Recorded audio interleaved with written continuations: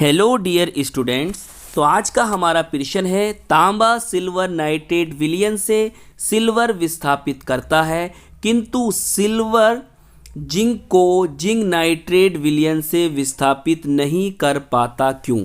तो हमें इस प्रश्न में क्या दे रखा है कि तांबा सिल्वर नाइट्रेट विलयन से सिल्वर विस्थापित करता है लेकिन सिल्वर जिंक को जिंक नाइट्रेट विलयन से विस्थापित नहीं कर पाता, क्यों? तो आइए इसका आंसर समझते हैं कि ऐसा क्यों नहीं कर पाता। विद्युत रासायनिक श्रेणी में जिंक Zn कॉपर Cu से ऊपर स्थित है तथा कॉपर सिल्वर Ag से ऊपर स्थित है।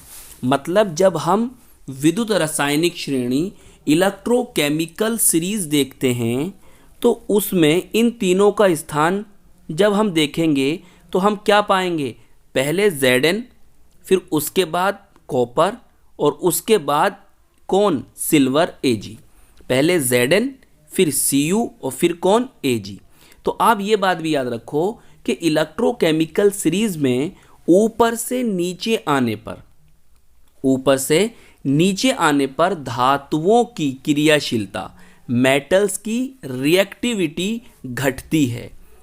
मैंने क्या बताया? इस बात को अच्छी तरह से याद रखो कि इलेक्ट्रोकेमिकल सीरीज में विद्युत रासायनिक श्रेणी में ऊपर से नीचे आने पर धातुओं की क्रियाशीलता घटती है। देखिए अब हमने आगे क्या लिखा, अतः इस धातु की, यहाँ पर इस धातु की नहीं होगा, अतः इन धातुओं की, ये लिख लेना आप, अतः इन धातुओं की सक्रियता या क्रियाशीलता का घटता हुआ क्रम।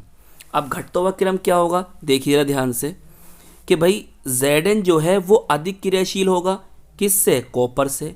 और कॉपर जो होगा वो अधिक क्रियाशील होगा किससे? सिल्वर से। जैसे कि मैंने आपको बताया कि पहले कौन है? Zn है, फिर उसके बाद Cu और उसके बाद कौन? Ag। और ऊपर से नीचे आने पर धातुओं की क्रियाशीलता क्या होती है? घटती है। इसीलिए Zn जो होगा वो अधिक क्रियाशील होगा और जो सिल्वर होगा वो सबसे कम क्रियाशील होगा इन तीनों में। क्लियर? आइए अब आगे देखते हैं क्या लिखा है। अधिक क्रियाशील धातु कम क्रियाशील धातु को उसके लवण के विलयन में से विस्थापित कर देती है। तो हमने क्या सीखा कि जो धातु अधिक क्रियाशील होगी तो वो कम क्रियाशील धातु को उसके लवण के विलयन में से, उसके सोल्ट के सॉल्यूशन में से विस्थापित कर देगी। तो आप इस बात को इस तरह से भी याद रखो कि विद्युत रासायनिक श्रेणी में जो तत्व ऊपर है वो नीचे वाले तत्व को उसके लवण के विलयन से विस्थापित कर देगा। मतलब ऊपर वाला तत्व नीचे वाले तत्व को विस्थापित कर देगा। तो देखिए हमने क्या सीखा? हमने ये तो सीखा तांबा सिल्वर से अधिक क्रियाशील धातु है। जो तांबा है Cu कॉपर, वो सिल्वर Ag से अधिक क्रियाशील धातु है।